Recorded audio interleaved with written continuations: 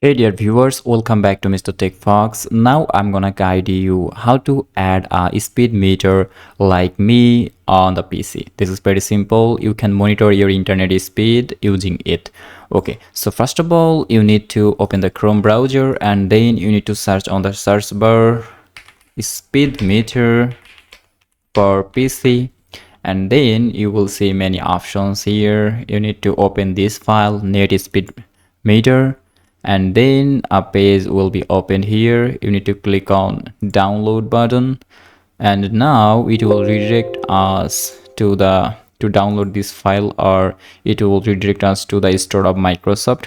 And all we need to do right now is we need to click on this start button. The file is already downloaded, so it is checking if there are any updates or not. And here we can see that the latest version is already installed.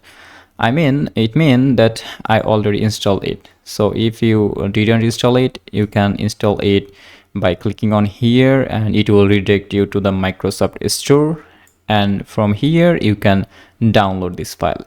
And after downloading, this type of overlay will show you to show the internet speed. So thank you for watching. This is how you can add internet speed on your PC.